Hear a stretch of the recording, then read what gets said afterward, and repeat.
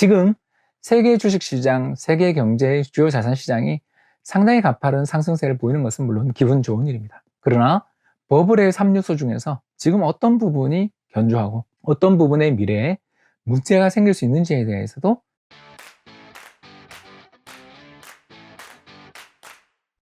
안녕하세요. 이코노미스트 홍춘욱입니다. 최근에는 세종사이버대학교에서 경영학과 교수로 일을 하고 있습니다. 이번 시간에는 최근 자산 가격이 걷잡을 수 없이 상승하면서 버블에 대한 우려들이 점점 더 높아지는 것 같습니다.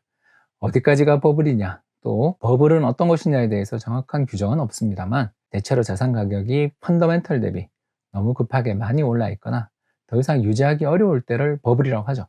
자, 그런데 이 대목에서 한 가지 궁금증이 제기됩니다. 버블은 어떻게 형성되며 또 어떻게 꺼지는가? 이거에 관한 일반적인 어떤 법칙이랄까, 관측이 있으면 참 좋을 텐데, 이런 생각하시는 분들이 참 많으실 거예요. 그런 분들에게 추천할 만한 책이 하나 나왔습니다. 바로 그것은 버블 부의 대전환이라는 책입니다. 이 책은 지난 200여 년에 걸친, 200년 좀 더 되는 것 같아요.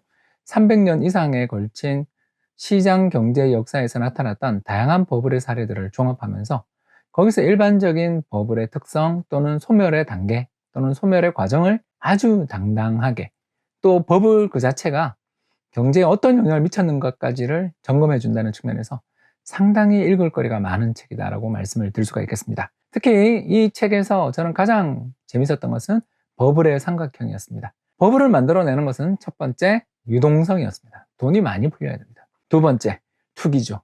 미래에 대한 끝없는 낙관 속에서 사람들은 여기만은 앞으로 잘 된다, 세상이 어떻게 되더라도 여기는 최고야 라는 어떤 확신에 차서 투기를 일으키고요. 마지막 세 번째가 뭐냐면 시장성이라고 번역되어 있는데, 정확하게 말씀을 드리자면 예전에 거래하기 어려웠던 게 이제 거래가 용이해진다는 걸 뜻합니다. 가장 대표적인 시장성에 대한 특성을 이야기하자면 부동산이 될 것 같아요. 예전에는 부동산 매매하는 게 참 어려웠다라면 요즘 들어서서는 부동산에 관련되어 있는 정보들도 굉장히 많아졌고, 특히 2008년 미국의 글로벌 금융위기 당시에는 부동산 관련되어 있는 규제들이 엄청나게 완화되면서 특히 서브프라임 모기지라는 신종 상품까지 나와서 수많은 사람들이 자유롭게 부동산을 사고 팔 수 있게 된 규제의 완화 같은 것들이 부동산 시장의 버블을 일으키는 가장 중요한 요인으로 작용했다는 걸 담담하게 서술해 줍니다. 즉, 세 가지였어요. 첫 번째가 뭐죠? 유동성. 두 번째는 투기, 즉 미래에 대한 끝없는 낙관. 그리고 세 번째가 시장성 혹은 거래의 용이성. 이 세 가지가 버블을 일으키는 가장 중요한 요소다라는 부분에서 저는 정말 많은 공감을 하게 되었습니다. 실제로 금융시장에 대한 규제가 완화되거나 자산시장에 대한 규제 완화가 곧 버블로 연결됐던 경험들이 우리 너무나 많잖아요.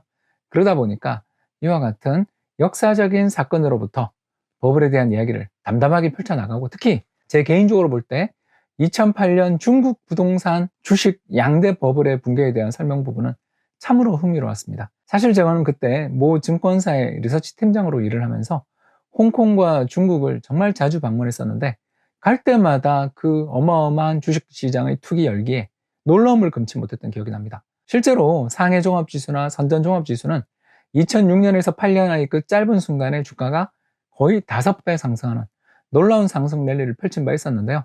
이 놀라운 상승 랠리가 펼쳐질 당시 상해와 선전의 그 더운 거리에서 사람들이 주식 주문을 하기 위해 증권사의 주변에 끝도 없이 줄을 서 있는 모습에 너무나 놀랐던 기억들이 선명합니다. 왜 이런 일들이 벌어졌는가? 우리는 이제 이유를 알죠. 첫 번째가 뭐였죠? 은행들이나 정부기관들, 국유 기업들이 가지고 있었던 비유통 주식, 주식에 대한 지분은 가지고 있었지만 그 지분을 마음대로 팔지 못하게 돼 있었던 규제가 있었는데, 그 규제가 완화되는 가운데, 다시 말해서 이전에는 매매할 수 없었던 주식들이 자유롭게 매매할 수 있게 됐고, 여기에 금융시장에서 대대적인 규제 완화 또 금리의 인하 조치 등을 통해서 경제 성장률이 30%를 기록하는 가운데 금리가 2% 중반에 불과할 정도로 대단히 낮았던 것, 여기에 마지막으로 미래에 대한 끝없는 기대가 2008년 베이징 올림픽으로 실현됐습니다. 세계에서 가장 체육을 잘하는, 운동을 잘하는 나라로 스스로 부각되고, 화려한 개막식과 폐막식 속에서 중국 사람들은 대단히 큰 자긍심을 가지며 자산시장의 끝없는 가격의 상승이 지속될 것처럼 느껴졌던 거죠. 그러나 이 버블은 어떻게 붕괴되었는가? 미래에 대한 끝없는 기대는 2008년 말 시작됐던 서브프라임 모기지 위기로 세계 경제가 순식간에 불황의 늪에 빠져들면서 미래 경제에 대한 낙관이 사라졌고요. 더 나아가서 강력한 인플레이션, 즉 올림픽 과정에서 투자됐던 수많은 자산 투자, 여기에 자산 가격 버블까지 겹쳐지며 경제 전반에 걸쳐서 강력한 인플레가 발생하자 중국 정책 당국이 금리를 인상한 것이 주식시장 붕괴의 가장 결정적인 요인이 됐습니다. 이상과 같은 사례에서 살펴본 것처럼 당시 미국을 비롯한 전 세계 경제에 어마어마한 경제적 충격, 여기에 유동성의 긴축까지 나타나게 되면서 자산시장의 버블이 붕괴됐다고 볼 수가 있겠습니다. 지금 세계 주식시장, 세계 경제의 주요 자산시장이 상당히 가파른 상승세를 보이는 것은 물론 기분 좋은 일입니다. 그러나 버블의 3요소 중에서 지금 어떤 부분이 견조하고 어떤 부분의 미래에 문제가 생길 수 있는지에 대해서도 점검해 나간다면 2000년 정보통신 거품이나 2008년 중국의 주식시장 거품 붕괴와 같은 비극적인 사태로부터 자신을 보호할 수 있지 않을까 생각해보며 오늘 소개했던 책 버블 부의 대전환을 한번 읽어보시는 것도 좋을 것 같습니다. 지금까지 경청해 주셔서 대단히 감사합니다.